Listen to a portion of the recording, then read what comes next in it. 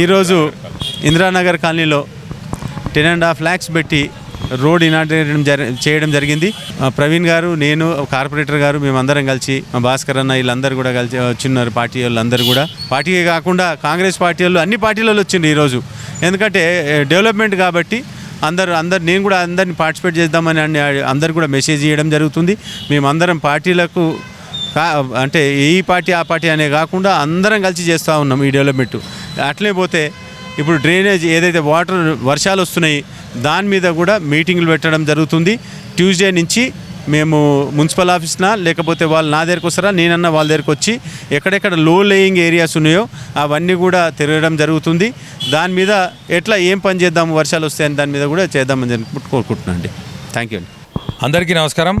మరి ఈరోజు చిల్కానగర్ డివిజన్లోని రాఘవేంద్ర నగర్ కాలనీలో మరి గౌరవ శాసనసభ్యులు బండారి లక్ష్మారెడ్డి గారు, మరి అదేవిధంగా స్థానిక కార్పొరేటర్ బనాల గీతా ప్రవీణ్ ముదిరాజ్ గారి చేతుల మీదుగా మరి ఇందిరానగర్ కాలనీలో సుమారు 10.5 లక్షలతోటి మరి సీసీ రోడ్ ఇనాగ్రేషన్కి ఎమ్మెల్యే గారిని పిలవడం జరిగింది. మరి ఎమ్మెల్యే గారు, కార్పొరేటర్ గారు ఇద్దరు కలిసి సీసీ రోడ్ ఇనాగ్రేట్ చేయడం జరుగుతూ ఉన్నది.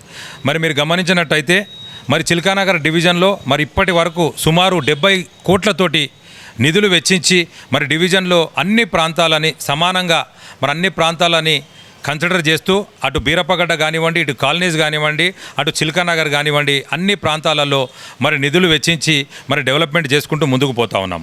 మరి నిజంగా కూడా సంతోషకరమైన విషయం ఏంటంటే మరి కొత్తగా మరి ఎన్నికైన మా ఎమ్మెల్యే గారు కూడా మరి ప్రతినిత్యం మరి అధికారులతో సంప్రదిస్తూ మరి చిల్కానగర్ డివిజన్కి సంబంధించిన ఏ వర్కులను కూడా మేము తీసుకెళ్ళి మరి చిల్కానగర్ డివిజన్లో ఉన్న ప్రజలను ఎంబడబెట్టుకొని తీసుకెళ్ళి అన్న ఈ కాలనీలలో ఈ సివరేజ్ లైన్ చాలా ప్రాబ్లం ఉంది, మరి ఇక్కడ రోడ్ అవసరం ఉంది, మనం వాటర్ లైన్లు అన్నీ కూడా వేసుకొని ఉన్నాం, రోడ్లన్నీ కూడా మరి గుంటలమయం అయింది, ఇవన్నిటికీ కూడా నిధులు కావాలని చెప్పి పడంగానే వెంటనే వారు జోనల్ కమిషనర్ గారితో మరి అదేవిధంగా జీహెచ్ఎంసీ మరి కమిషనర్ గారితో కూడా మాట్లాడి అదేవిధంగా వాటర్ వర్క్స్ సివరేజ్ బోర్డు వాళ్ళతో కూడా మాట్లాడి మరి నిధులన్నీ ఇప్పించడం జరుగుతూ ఉన్నది.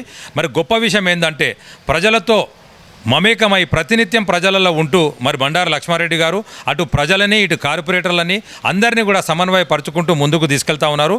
మరి ఇక్కడ మనం ఇందిరానగర్ కాలనీలో చూసినట్టయితే ప్రతి గల్లీలో మొత్తం అన్ని గల్లీలో కూడా వాటర్ పైప్ లైన్ కంప్లీట్ చేసుకోవడం జరిగింది.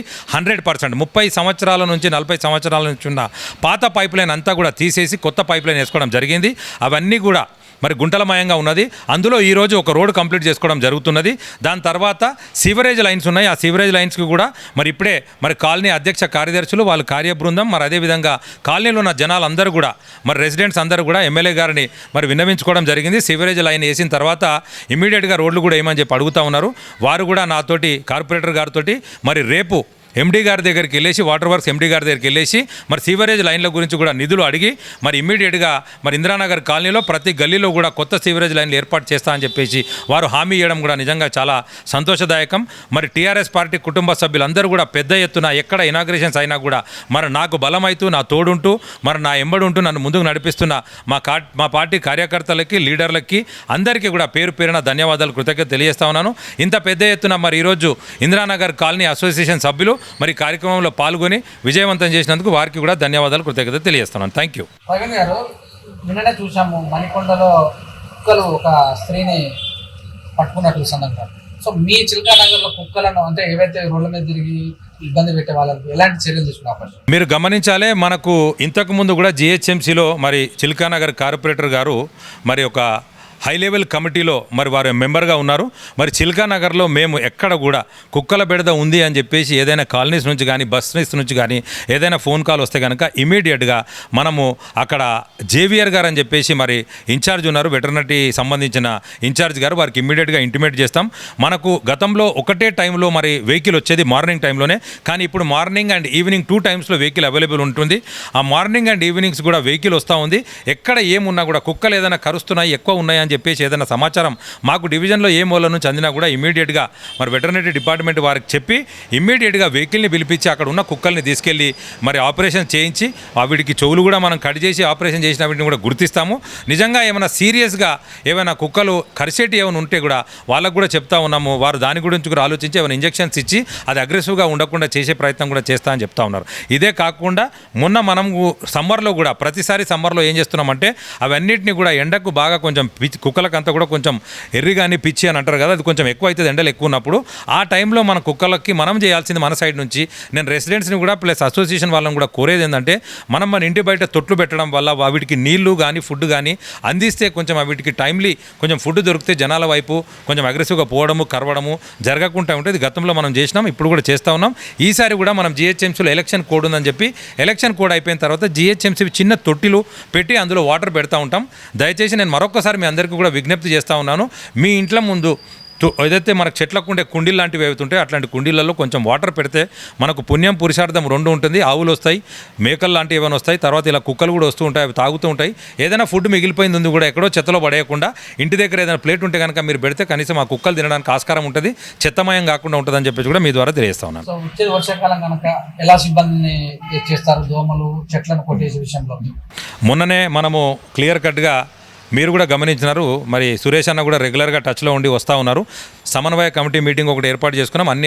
అన్ని డిపార్ట్మెంట్స్ అధికారులను పిలిపించి ఒక మీటింగ్ ఏర్పాటు చేసుకున్నాం. మరి కార్పొరేటర్ గారు ఆ మీటింగ్ని తీసుకొని అందరు అధికారులకు మాన్సూన్ సీజన్ ఏదైతే వర్షాకాలం వచ్చిందో అందరూ కూడా అప్రమత్తంగా ఉండాలని చెప్పేసి శానిటేషన్ డిపార్ట్మెంటు, ఇంజనీరింగ్ డిపార్ట్మెంటు, అదేవిధంగా ఎంటమాలజీ డిపార్ట్మెంటు, తర్వాత హార్టికల్చర్ డిపార్ట్మెంటు, అన్ని కరెంటు డిపార్ట్మెంట్, అన్ని ఎలక్ట్రిసిటీ డిపార్ట్మెంట్ అందరినీ కూడా పిలిపించి సమన్వయపరుస్తూ ఈ వర్షాకాలంలో ఎక్కడ కూడా ఏవి కూడా సంఘటనలు జరగొద్దు అని చెప్పేసి కరెంటు వాళ్ళకు కూడా మీరు కట్ చేసిన కొమ్మలు ఏవైతున్నాయో, ఎందుకంటే మనకు కరెంటు వైర్ల మధ్యలోకి వెళ్ళి అప్పుడప్పుడు కొన్ని పోల్స్ పోతూ ఉంటాయి, వైర్లు పోతుంటాయి, దానిపై నుంచి కింద నుంచి కొమ్మలన్నీ ఉంటాయి. ఆ కొమ్మలన్నీ కూడా ఇన్ టైం మనం హార్టికల్చర్ డిపార్ట్మెంట్ వారికి, ఎలక్ట్రిసిటీ డిపార్ట్మెంట్ వారికి వీరిద్దరిని కూడా సమన్వయపరుస్తూ ఎవరు కట్ చేసినా కూడా ఇన్ఫర్మేషన్ ఒకరికొకరికి ఇచ్చుకుంటూ అవన్నింటిని కూడా ఇమ్మీడియట్గా ప్రజలకు ఇబ్బంది ఉండకుండా క్లియర్ చేయాలని చెప్పి చెప్తా ఉన్నాం. అదేవిధంగా మనకు ఐఆర్టీ టీం ఉంది, తర్వాత ఇప్పుడు ఐఆర్టీ కంప్లీట్ అయిపోతుంది, ఎందుకంటే రోడ్ ప్యాచెస్ అవన్నీ కంప్లీట్ అయిపోయిన తర్వాత సమ్మర్లో మనం మాన్సూన్ టీం ఉంటుంది మనకు. ఎక్కడ వర్షం పడ్డా కూడా ఓపెన్ నాలాలు కానీ ఏది జామ్ అయినా కూడా ఈ మాన్సూన్ టీం కూడా ఏఈ గారు రాజ్ కుమార్ గారు ఉన్నారు, అదేవిధంగా మరి నిఖిల్ రెడ్డి గారు డి గారు ప్లస్ ఈ గారు మరి నాగేందర్ గారు ఉన్నారు. వారిని కూడా పిలిపించి మరి ఇంజనీరింగ్ డిపార్ట్మెంట్ వారితో కూడా ఒక సపరేట్ మీటింగ్ కూడా తీసుకోవడం జరిగింది. ఎక్కడ నీళ్లు ఆగినా కానీ, ఎందుకంటే చిలకానగర్ డివిజనే ఉన్నది 2 చెరువుల మధ్యలో, అక్కడ నాచారం చెరువు మధ్యలో, ఇక్కడ నల్ల చెరువు మధ్యలో, ఈ 2 చెరువుల మధ్యలో ఉన్నదే చిలకానగర్ డివిజన్. ఎక్కడ నీళ్ళు వచ్చినా కానీ కొంచెం చిలకానగర్ డివిజన్లో అటు మల్లికార్జున నగర్ కానివ్వండి, ఇటు శ్రీనగర్ కాలనీ కానివ్వండి, కొంచెం లో ప్రాంతం ఉన్న ఏరియాకి వాటర్ ఎక్కువ వస్తుంటుంది కాబట్టి అవిటిపైన ఎక్కువ కాన్సన్ట్రేట్ చేయమని చెప్తూ మరి ఓపెన్ నాలాలలో కూడా డీసిల్టింగ్ ఏదైతే మొన్నటిదాకా చేసినామో ఇంకా కూడా డీసిల్టింగ్ పనులు కొనసాగుతూ ఉన్నాయి. ఎక్కడ కూడా వర్షం ఆగకుండా ఉండేందుకు అన్ని ప్రయత్నాలు చేస్తూ ఉన్నాం, అన్ని రకాలుగా ఏర్పాట్లు చేస్తూ ఉన్నాం. మరి మా నంబర్ కూడా 9676456799 నా నంబరు. ఈ నంబర్కి మీరు ఎటువంటి ఎమర్జెన్సీ ఏది ఉన్నా కూడా వర్షాకాలంలో కానివ్వండి, ఏదైనా సంఘటన ఏదైనా ఉన్నా కూడా ఇమీడియట్గా మీరు కార్పొరేటర్ గారికి ఫోన్ చేయొచ్చని చెప్పేసి కూడా మీ ద్వారా తెలియజేస్తున్నాను. ఇదే కాకుండా ముఖ్యంగా ఏదైతే చిల్కానగర్లో మన రీసెంట్గా ఒక ఇంట్లోకి మరి బీహార్ నుంచి వచ్చిన వాళ్ళు అని చెప్పేసి ఇంతకుముందు వాళ్ళ ఇంట్లోనే రెంటుకున్నా అని చెప్పేసి కొంచెం దౌర్జన్యం చేసి వాళ్ళ ఇంట్లోకి వెళ్ళి వాళ్ళ ఓనర్ నోట్లో బట్టలు కుక్కి వాళ్ళని కొట్టి ఏదో ఎత్తుకెళ్లాలన్న ప్రయత్నం కూడా చేసినారు వాళ్ళు.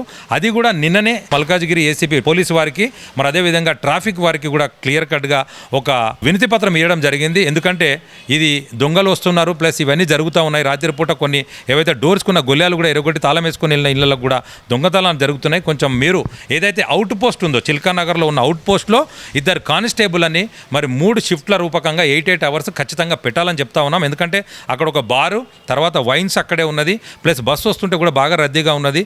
చాలామంది లేడీస్ కూడా ఫ్యాక్టరీస్కి, ఇండస్ట్రీస్కి మరి అదే ప్రాంతం నుంచి వస్తూ పోతూ ఉన్నారు. కాబట్టి ఈ తాగిన వ్యక్తులతోటి, తర్వాత ఈ గంజాయి పిల్లలు గంజాయి దాగి కొంచెం బాగా యూత్ అంతా అక్కడే బాగా ఎక్కువ తిరిగి కొంచెం ఇబ్బంది పెడతా ఉన్నారని కూడా మరి ఏసీపీ గారి దృష్టికి కూడా తీసుకుపోవడం జరిగింది. వారు కూడా నిన్ననే ఇమీడియట్గా స్పందించి ఎస్ఐ గారికి కూడా చెప్పడం జరిగింది, నెహ్రూ గారికి మీరు సీరియస్గా తీసుకోండి, కార్పొరేటర్ గారు మనకు రిప్రజెంటేషన్ ఇచ్చినారు, రేపటి నుంచి మీరు ఇమీడియట్గా అక్కడ కానిస్టేబుల్ ఉండేటట్టు ఎస్ఐ గారికి కూడా ఇన్స్ట్రక్షన్ ఇచ్చినారు, మీరు కూడా కంటిన్యూస్గా మానిటర్ చేయమని చెప్పడం జరిగింది. కాబట్టి ఖచ్చితంగా చిలకానగర్ డివిజన్లో ప్రజలకు ఎటువంటి అవసరాలు ఉన్నా, ఏది ఉన్నా కూడా, ఏది ఎమర్జెన్సీ ఉన్నా కూడా ఇప్పుడు నేను చెప్పిన నంబర్కి మీరు కాంటాక్ట్ చేయండి.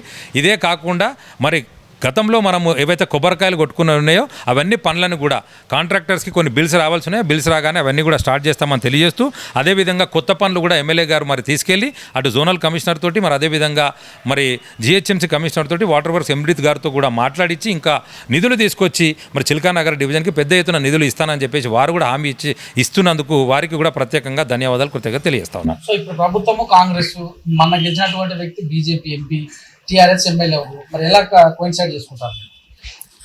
ఇక్కడ మనకి ఏ ప్రభుత్వం ఉన్నా ఏ ప్రజాప్రతినిధి పార్టీది ఉన్నా మనము చేయాల్సింది ప్రజలకు పని చేయాలి. మేము అవసరమైతే మా ఎమ్మెల్యే గారిని తీసుకొని ఎంపీ గారి దగ్గరికి వెళ్ళి ఎంపీ గారి నిధులు కూడా తీసుకొస్తాం. మా ఎమ్మెల్యే గారిని ఎంబడి పెట్టుకొని ప్రభుత్వం ద్వారా కూడా నిధులు తీసుకొస్తాం. ఇంతకుముందు మేయర్ గారు టీఆర్ఎస్ పార్టీలో ఉన్నప్పుడు కొంచెం ఫ్రీక్వెంట్గా మేయర్ గారి దగ్గరికి వెళ్ళి కొంచెం నిధులు తీసుకురావడం జరిగింది. ఇప్పుడు పార్టీ మారినా కూడా మా ర్యాపో అట్లానే ఉంటుంది. ఎందుకంటే ఏదైనా కానీ జిహెచ్ఎంసీ బాస్ మేయర్ గారు కాబట్టి ఖచ్చితంగా మేయర్ గారితో మాట్లాడుతూ అధికారులను సంప్రదిస్తూ మరి మేయర్ గారితో ఎమ్మెల్యే గారితో అధికారులకు చెప్పించి మరి ఇక్కడ సమస్య ఉన్నది ఏదైతే ఉందో ఆ సమస్య సీరియస్నెస్ని అధికారులకు క్లియర్ కట్గా అర్థమయ్యేటట్టు చెప్పి ఖచ్చితంగా ఫండ్స్ అప్పుడు ఎట్లా తీసుకొచ్చినాం ఇప్పుడు కూడా అట్లనే తీసుకొస్తాం. అవసరమైతే పోరాటం చేస్తాం. ఇప్పుడు ప్రతిపక్షంలో ఉన్నామని చెప్పేసి మాకు డబ్బులు తక్కువ ఇస్తే మా బలం మాకున్నది, మేము ఖచ్చితంగా మా ఎమ్మెల్యేస్ని తీసుకెళ్తాం. అవసరమైతే మా కేటీఆర్ గారిని హరీష్ రావు గారిని వారిని కూడా తీసుకెళ్ళి మరి నిధులు ఇస్తలేరని చెప్పేసి ఖచ్చితంగా ఏం చేయాలో ఏ రకంగా చేయాలో యుద్ధం చేయాల్సి ఉంటుంది యుద్ధం చేస్తాం. మాట్లాడాల్సింది గట్టిగా ఉంటే మాట్లాడతాం. అవసరమైతే ధర్నా కూడా చేస్తాం. ఎందుకంటే ప్రజలు ఎన్నుకోబడ్డ నాయకులం కాబట్టి ప్రజలకు పనిచేయాలి.